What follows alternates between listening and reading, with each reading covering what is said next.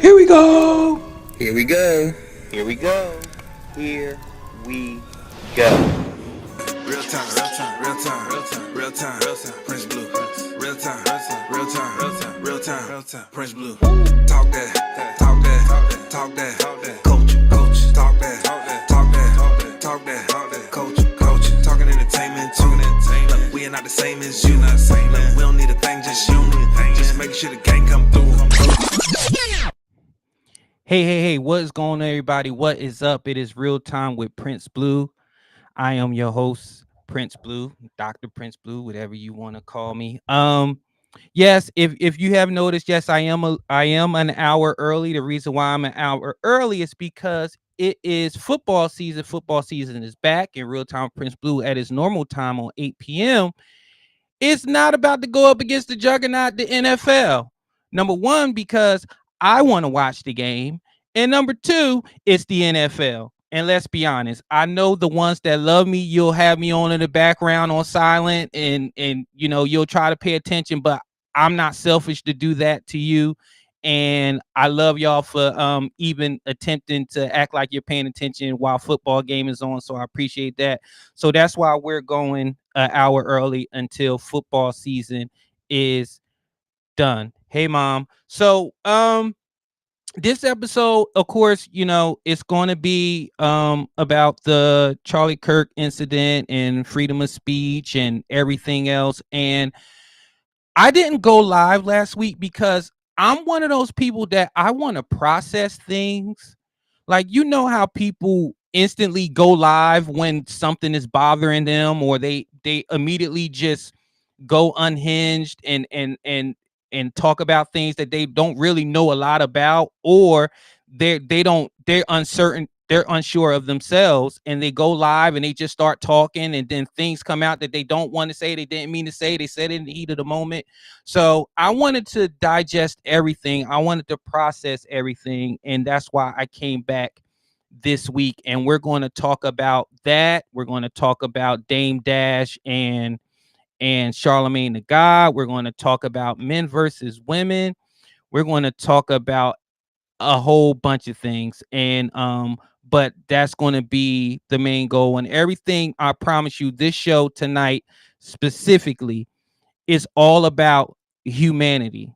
The basic foundation of everything is humanity. And that's what it's going to be. So without further ado, let's start with our real-time recap.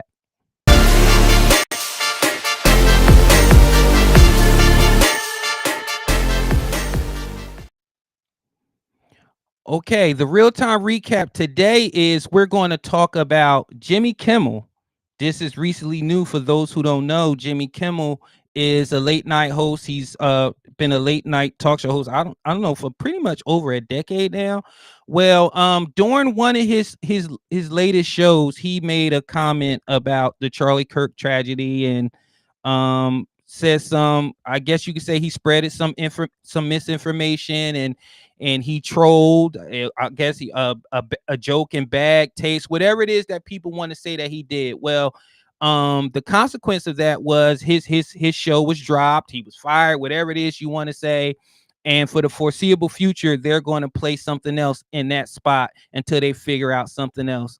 And a statement was released about why they did it. And Jimmy Kimmel is no longer on late night talk show. I want to speak about in this real-time recap, I just want to talk about cancel culture in general. The thing that I think everybody is missing about cancel culture is it's wrong from either side, whether it's Democrat, Republican, conservative, liberal, whatever the case it may be.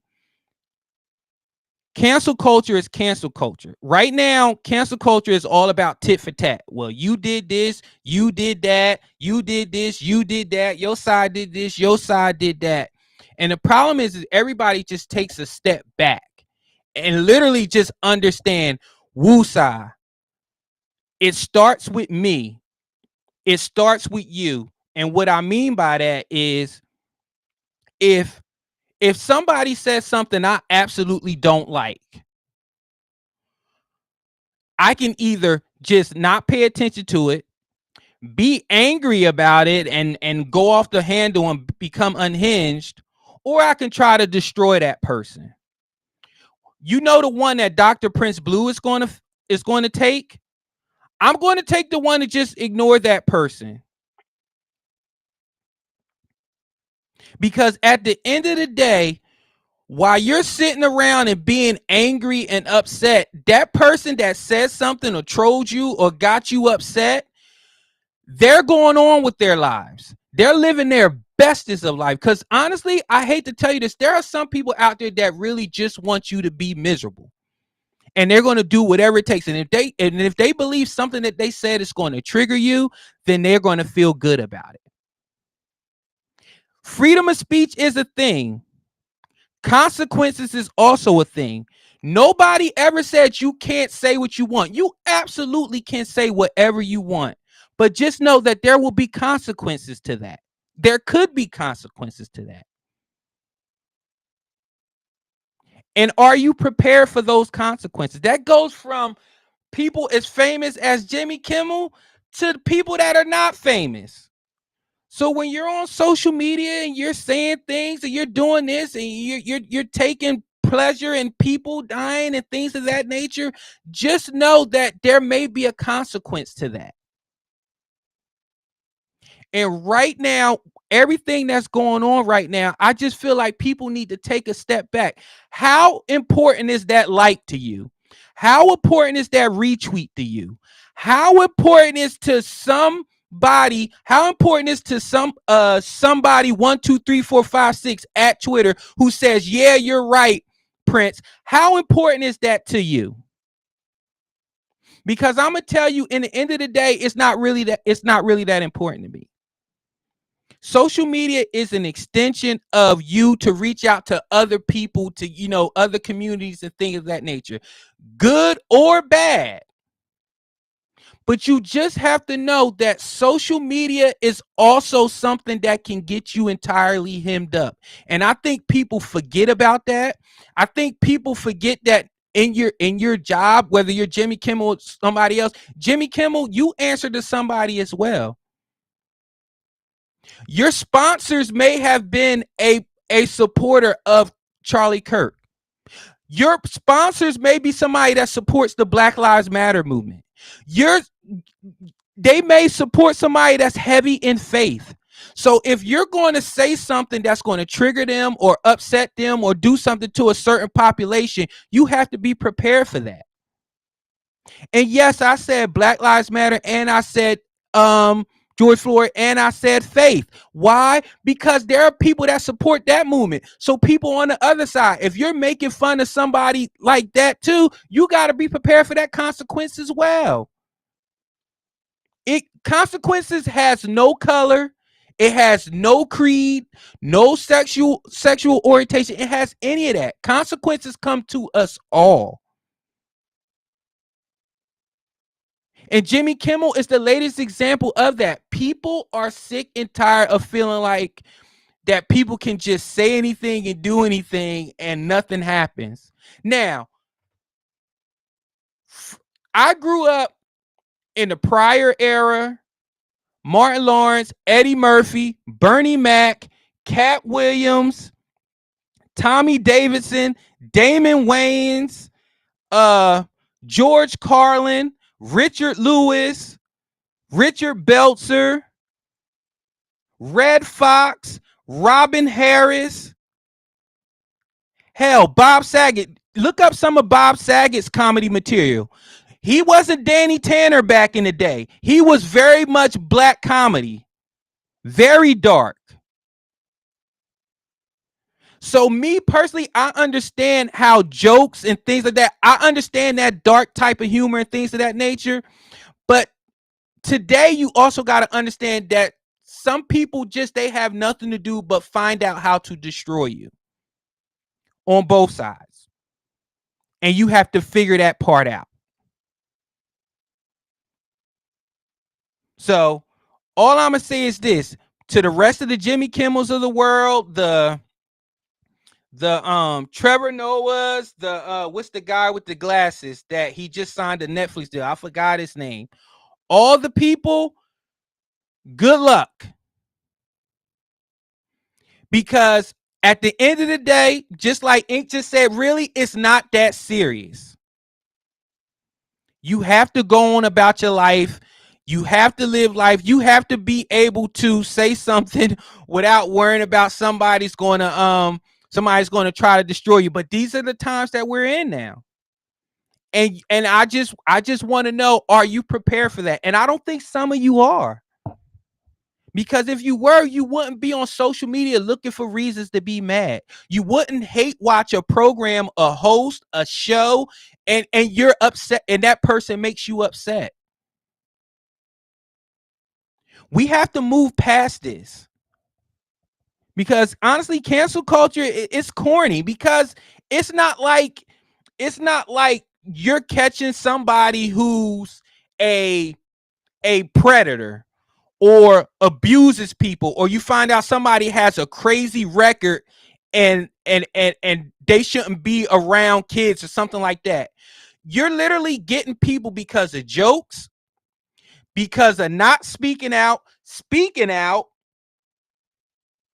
You get people for being silent. You get people for just existing. And that's wild. And we have to get past that. And I don't know if it's going to happen anytime soon. So that's all I'm gonna say on the Jimmy Kimmel thing. Now it's time to get into what I really want to say, and that's about the tragedy of Charlie Kirk.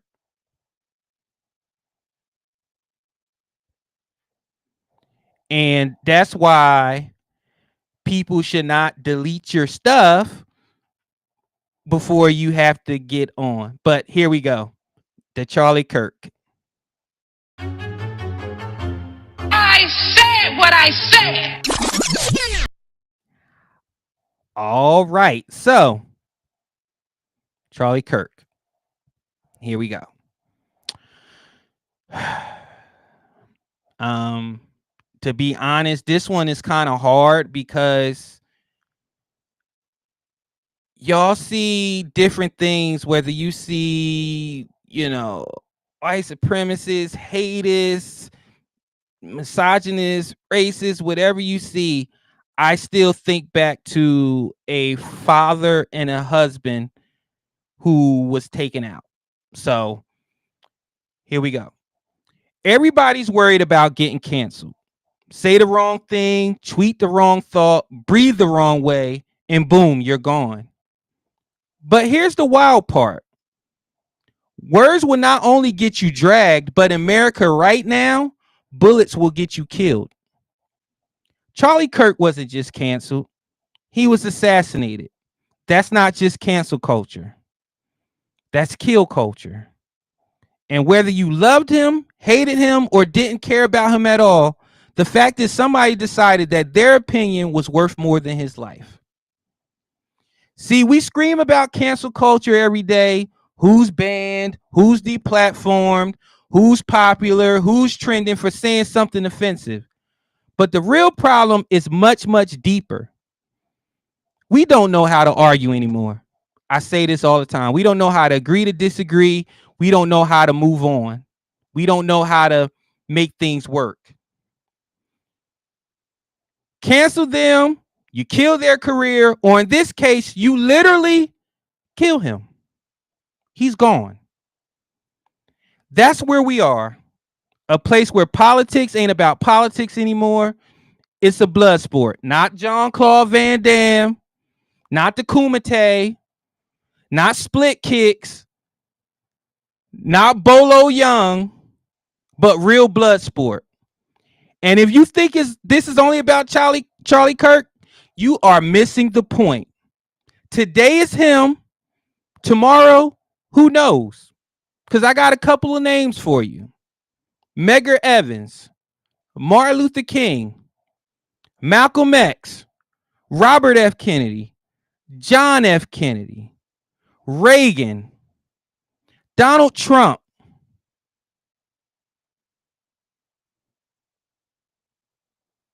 Minnesota representatives, Pennsylvania representatives. You see where I'm going here? It's affecting both sides, and none of it is good for us moving forward. So yeah, we need to talk about cancel culture, but not just the hashtags, the boycotts, the performative videos. We don't need to talk about that. We need to talk about the fact that people are treating lives like disposable accounts that they can just delete. But the thing about Charlie Kirk is you didn't delete his Instagram. You didn't delete his Twitter. You didn't delete Turning Point USA. You deleted him in the physical sense. But with people, when you deal with people like this, or anybody that has a legacy or a following or an influence, you wind up making them stronger. You make their cause stronger. Because think about this, whenever we talk about somebody and whenever it's such strong emotions, one way or the other, it makes people want to think further and figure out what is it about this person that people do not want me to like. And that's it. And until the fact tragedies like this will keep happening, sticks and stones, remember that? Sticks and stones may break my bones, but words will never hurt me. That's not true anymore. Words are hurting more than ever in history. And not just with Charlie Kirk, not just with this type of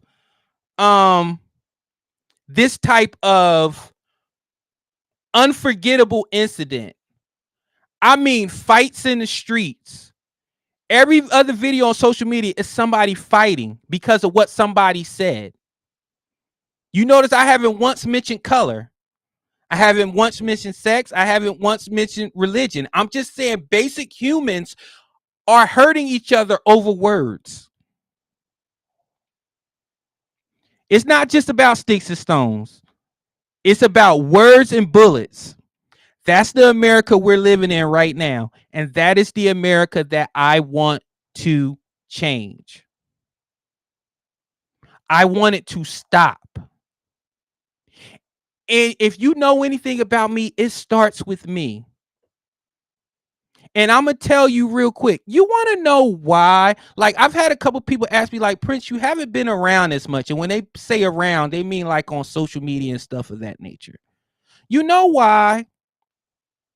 Because there's no point in spreading more division. There's no point in spreading more hate. There's no point. Even to make a joke, there's no point anymore. Because it's bigger than me. It's bigger than this podcast blowing up. It's bigger than me getting likes. It's bigger than me getting retweeted. It's about what legacy do I want to leave when I'm no longer here. At 43 years old, I have, because of the Charlie Kirk thing, I now have to really think hard about the legacy I want to leave. Is it about a snapshot in time about something that I said or did on social media, or it's about how I lived my life daily off of these apps? And that's where I'm leaning. I've been leaning that way for a long time. But you know, you do stuff in order to get yourself ready. And I'm ready. I'm ready going forward with this platform. I'm ready going forward with my social media. I'm ready going forward with me in life. Like, I'm just tired. I just want to enjoy life. I want to enjoy my family. I want to enjoy my friends. And I want them to understand that I love them and that I want to have fun. And I want them to be okay. That's all I want. Because even though you saw whatever you think that this man was, I saw a father and a husband lose his life in front of the people that he held dear to him. And that's a feeling you can't reach. Listen, I'm a retired Army vet. I'm a retired police officer. I've seen death 1,000 times over. I've given death notifications. I've seen bodies get put in bags. I've had to console families that's asking me why. And I didn't have the answers. I don't have the answers about this one. Nobody does. Everybody has their opinion, but nobody has the true answers. But what I can tell you is what happened to this man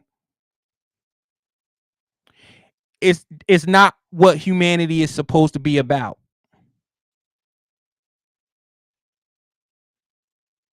Agree, disagree. Hell, get angry, get upset about something somebody said, but it should never drive you to either wanting that person gone or celebrating that that person is gone, because it affects us all. All those names I named at the beginning, Medgar Evers, Martin Luther King, Malcolm X, Robert F. Kennedy, John F. Kennedy, Reagan,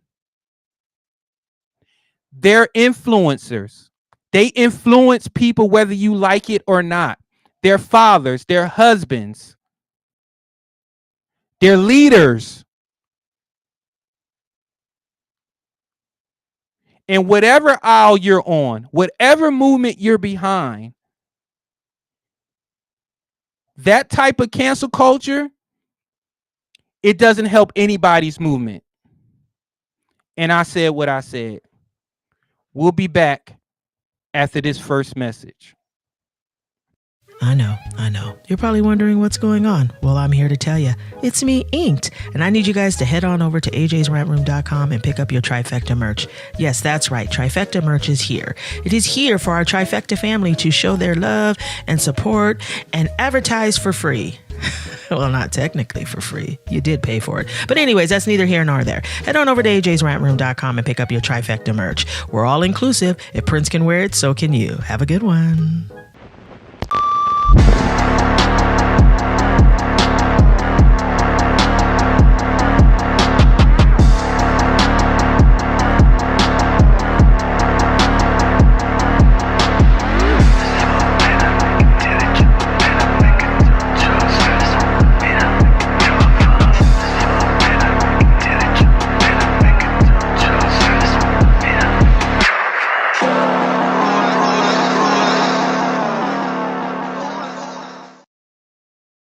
It's always lit over at ajsrantroom.com. We got the best bags and accessories, our beloved Black Series. We got fresh lids for you hat lovers, fire jackets and hoodies, and of course we got you covered on the t-shirts. And introducing our first shoe line, Aloysius Germain.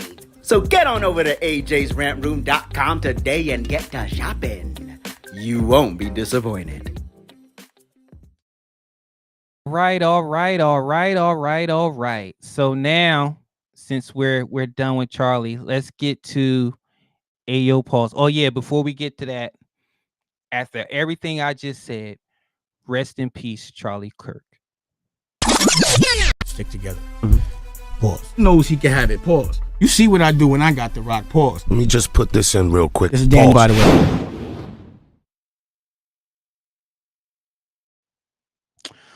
All right, for those who have been living under a rock, Dame Dash and Charlemagne the God has went viral for a recent Breakfast Club interview where Dame Dash and Charlemagne the God got into words about from everything from debt to financial security, being a boss, being a non-boss, being gay, being goofy, everything.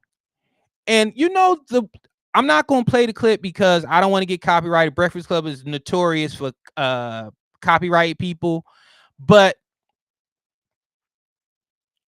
that whole interaction is what's wrong with us as a culture. I'm gonna come at it from many angles. Pause. It's become a running joke, quote unquote, that Dame Dash is broke. He has no money. He's poor. He's this and that. Jay-Z kicked him to the curb. Now he's this, he's that. I look at it from this angle. Dame Dash, his history, his legacy in hip hop is cemented. Him and Jay-Z were a part of, responsible for one of, if not the greatest record label or runs of hip hop in the history of hip hop. You can't mention rap or hip hop or Def Jam or black culture without Rockefeller. Who do you think was a part of that? It was Dame Dash. It was Kareem Biggs. It was Jay-Z. So while you want to make fun of that man about whatever financial strife and issues he's going on now, I look at it more like this man was the owner, part owner, part co-owner of one of the most influential rap labels in the history of hip hop. That's how I see Dame Dash. You can have all your jokes, but some of the knowledge that he's dropping, if you just get out of just wanting to get those jokes off, he actually is making a lot of sense. Be your own boss. Be your own entrepreneur. Make sure you taking care of your business, or it could be snatched up right from under you. Make sure you have the right people next to you that's loyal to you. Also, make sure you're not pissing people off and you're not burning bridges, because when you're quote unquote down, those are the people that you hopefully you can look to that's going to help you out. Also, in that interview, Charlemagne the God was, he was calling them, Dep Jam, saying he should start a record label called Dep Jam, and calling him Dep Dash and all that stuff. And then, of course, he did what a lot of people does in this community. I'm gonna talk about this community more than anything else. They also do in other communities, but a lot in this community. The first thing he did was he attacked Charlemagne's quote unquote sexuality. In this interview, you just had everything that's wrong with conversations. Like, instead of asking Dame, what are some of the things that you can do? I mean, what would you like to say to people out there that is starting off, or they have a business with friends or a group of people, they have investors, they have sponsors, things of that nature. What are some of the things that you could say to them? What is some of the knowledge and some of the information you could give to them to make sure that they don't not end up where you are, but have the type of issues that you had navigating throughout the industry? That is how you conduct an interview. But I get it. It's the Breakfast Club. It's Charlemagne the God. He want to get those jokes off. And again, everybody's not good interviewers. Just because you get somebody to crash out, that doesn't make you a good interviewer. Rest in peace, Bill Bradley. Bill Bradley did 60 Minutes. One of the best interviewers in the world. Black man, by the way. He knew how to interview, and he knew how to elicit raw, real emotions, not get you to crash out. This new crash out culture, that's another culture that needs to go. Getting somebody to get beside themselves and lose themselves and bring up demons and cry and for the wrong reasons, that's not quality interviewing. That's just you trying to go viral. That's you trying to piss somebody off. But again, it's the Breakfast Club. That's what they do. That's what Charlemagne does. And everybody keep going on there and giving. You know who handled him the best? She was just on it recently. Sierra. When DJ Envy and Charlemagne tried to call, it was more DJ Envy tried to call Russell Wilson corny. And she cleared them calm. She said, well, who was saying that? And what makes my husband corny? And then she proceeded to read them for filth, but in the most polite way. They won't try that again. That's how you do it. When you crash out on them, you give them what they want, because now they're going viral. Dame, they're going viral. I don't know why you went on there again, but I guess you wanted to get some things off your chest, like Birdman. When Birdman went on there, he wanted to get some. Are y'all through or are y'all done? put some respect on my name. Like that like I get it. The Breakfast Club is a tremendous platform. It is what it is.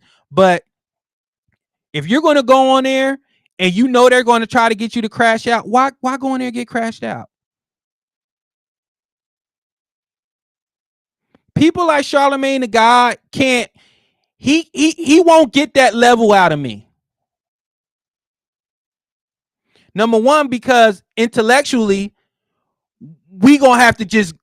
I'm gonna hurt you intellectually. Because when we start, when you start that, that demeasuring contest and all that stuff, you got to be able to stand on your principles and stand on who you are and what your resume is. Just because you're famous, that does not make you better than anybody. That doesn't make you a better human being.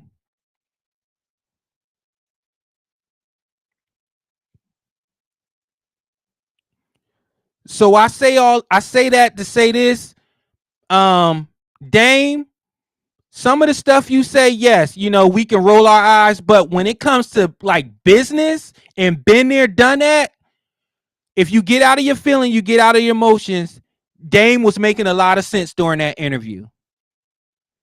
And the best thing that he said during that interview, in my opinion, was when he told Charlemagne, the reason why I'm not pissed off, but in so many words, the reason why I feel the way that I feel about you, because you're the reason.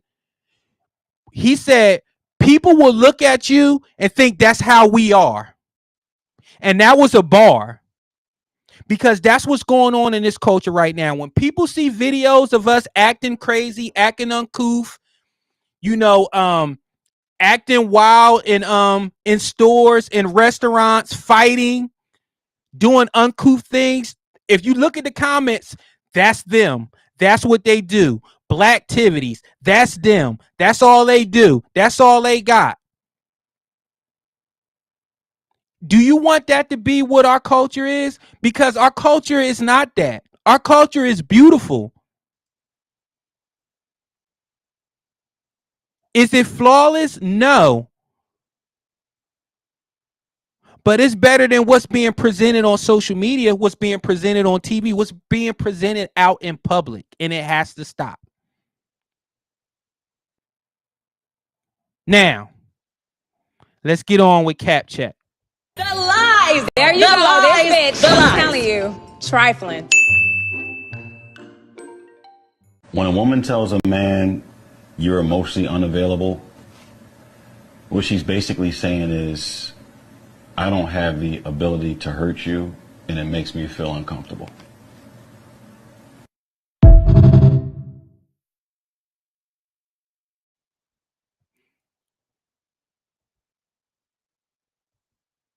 Now,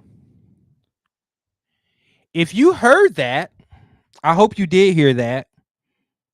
What he said was, just because when a woman tells you that you're emotionally unavailable, that means that she can't use something to manipulate you.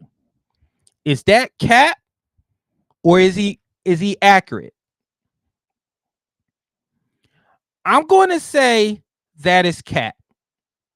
And the reason why I say that is cap, because we keep it real around here, and I don't tell you something that I don't have to practice myself, or something that I have to get better at.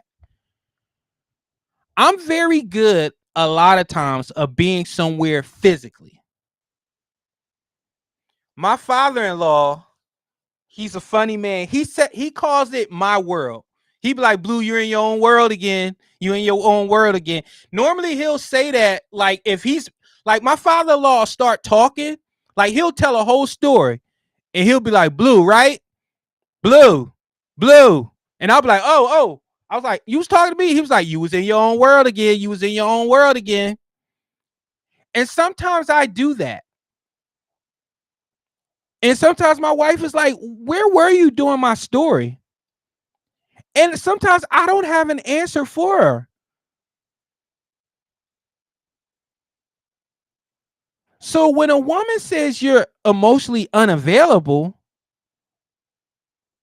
I don't think she's looking for a reason to manipulate you. Maybe some are, but I think for the most part, it means like, I want to know that you was at least listening or you give a damn. And something I need to also get better at is I have this thing to where I like to give solutions sometimes versus just listening.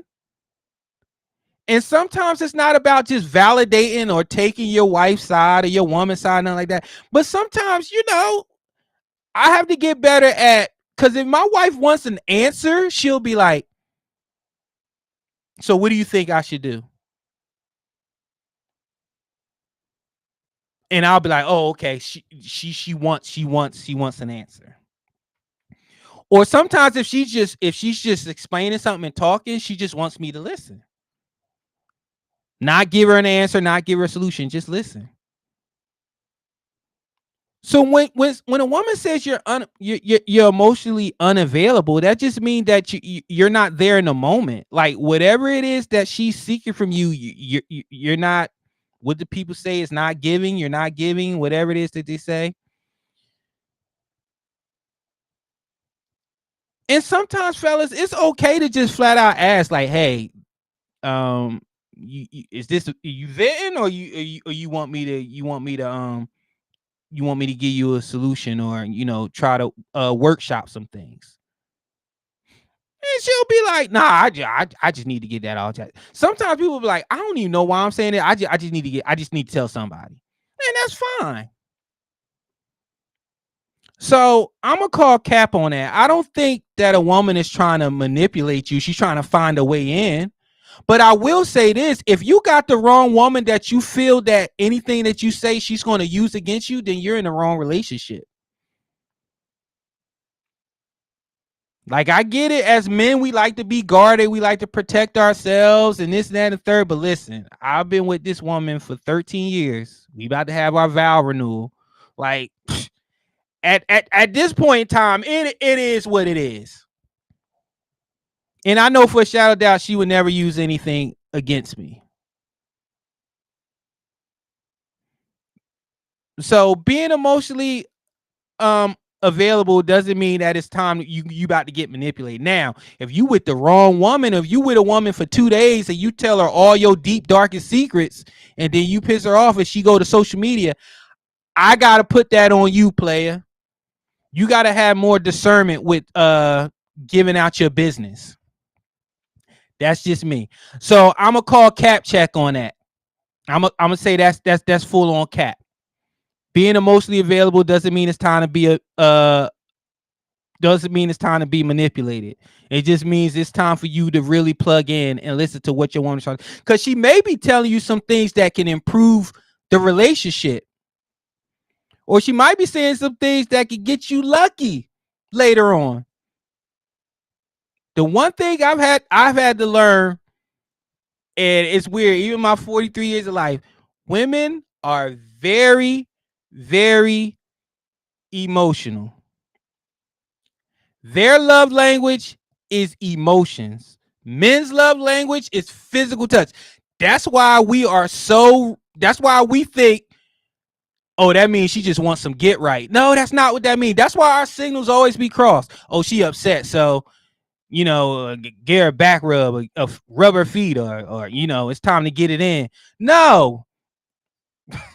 Like, stop crossing signals. Fix her mentally, and everything else will work out. Everything will work itself out. That's the best thing I can give you. Now it's time for paging Dr. Blue.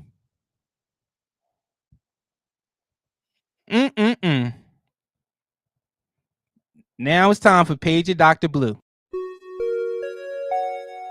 Paging Dr. Blue. All right. Listen,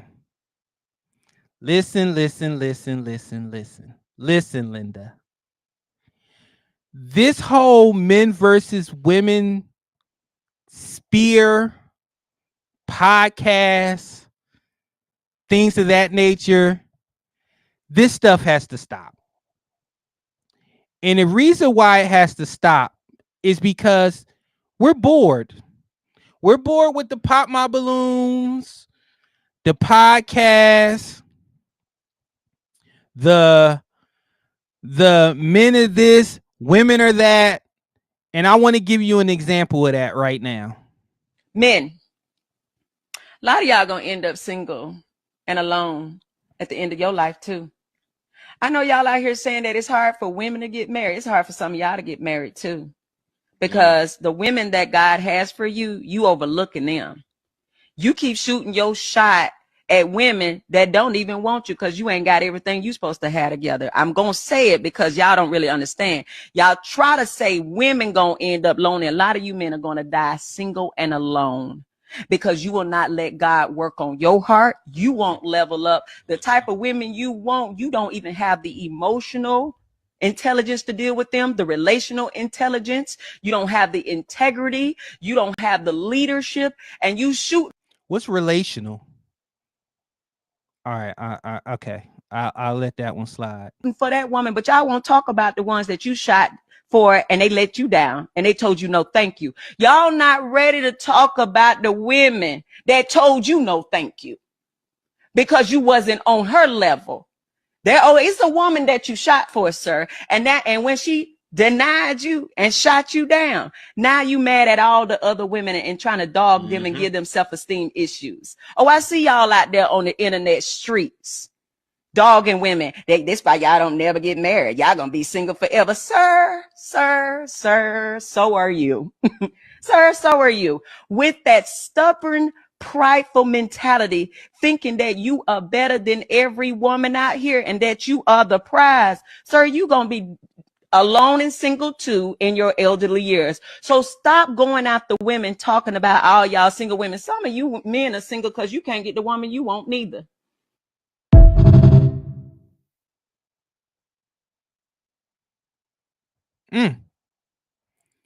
Well, she said a lot there. And guess what? I don't disagree with her on some of her points. Hurt people hurt people. There are men out here that are upset about a past relationship and now they're trying to get their get back. And now since everybody can be a podcaster, everybody can have a microphone, everybody can just say their opinion, they're getting together in these podcasts and they're doing that. But what I do disagree with her on is men don't have to bring up their trauma to continue on a date. Like I always thought that was kind of off-putting. Like if you're on a date, you're saying, yeah, my last woman hurt me, and that's why I'm on the market. And like, we don't have to say our trauma, because guess what? The same trauma that you want us to quote unquote admit can be the very reason why now we're on a date with you and we really want it to work, because you may be the opposite of what we used to have. Did you think about that? Some of us do have a type, but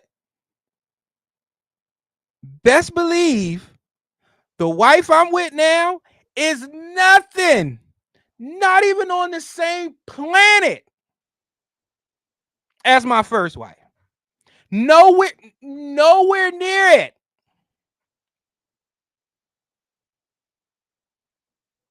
Why? Because I didn't let that define me.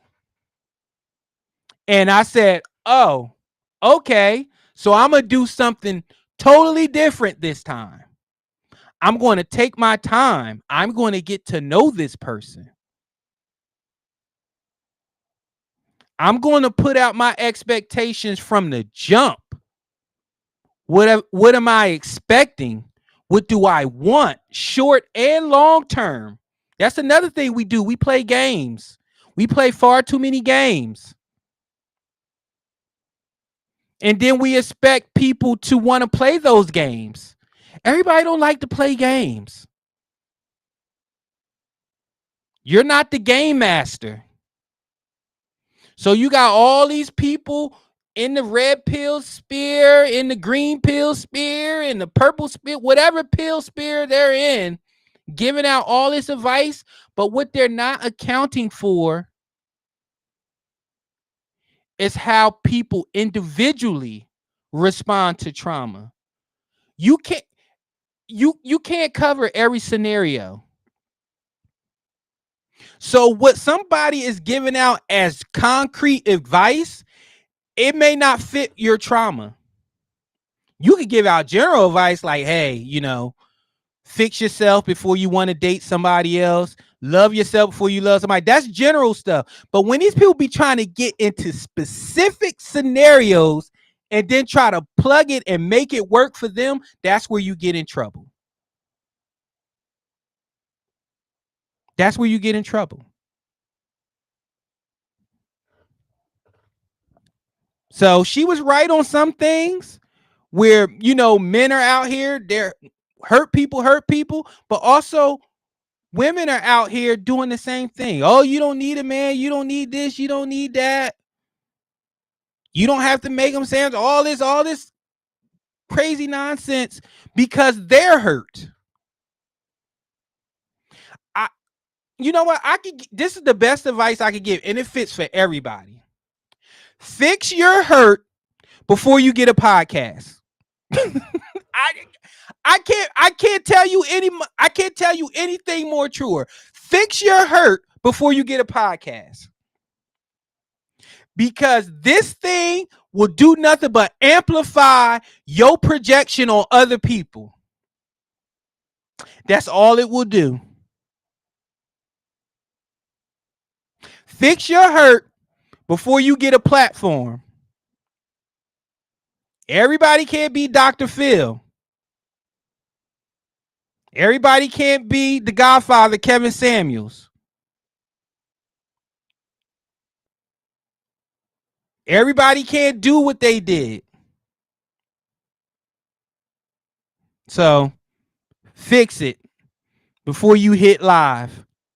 Now it's time for Dumbass of the Week.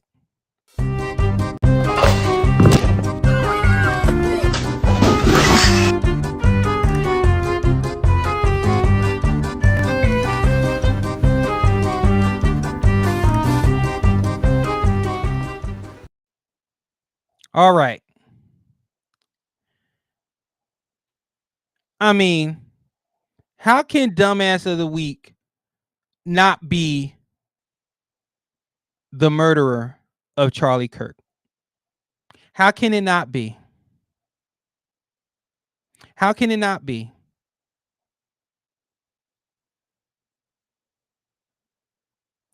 You single-handedly divided, united, made people think, made people not think that much harder. This is what happens when you do stuff like this and you don't realize the complications and the legacy in which it leaves.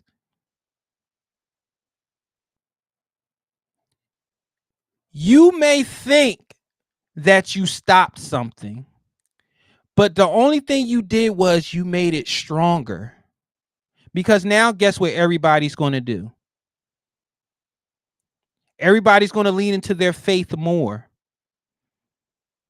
Everybody's going to stand 10 toes down on their opinions more. Everybody's going to stand 10 toes down on their freedom of speech.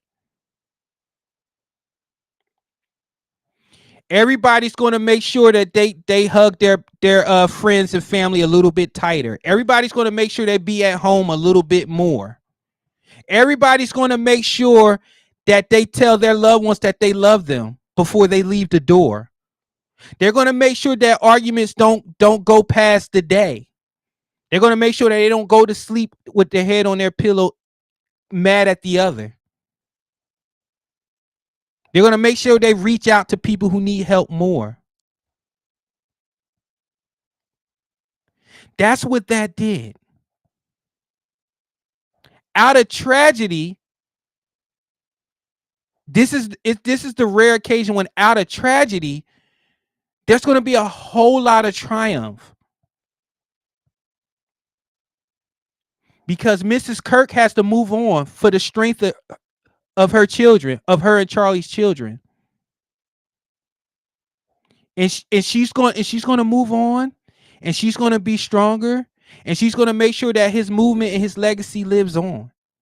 No different than the same way of Medgar Evans, Malcolm X, MLK, Robert F. Kennedy, John F. Kennedy, Reagan.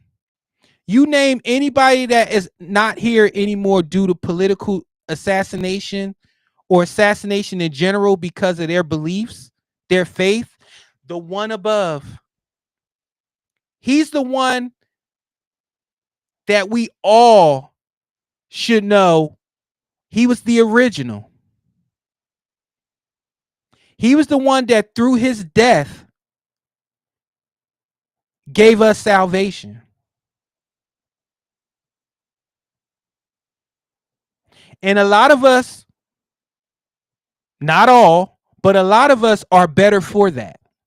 And I'm not afraid to say that. Because of him, Jesus, God, Christ, because a lot of us are scared to say his name now, we are better off. And I personally am going to make sure that his sacrifice don't go in vain. Was not in vain. And I urge everybody to do the same. So, with that being said, I appreciate everybody for being here with me.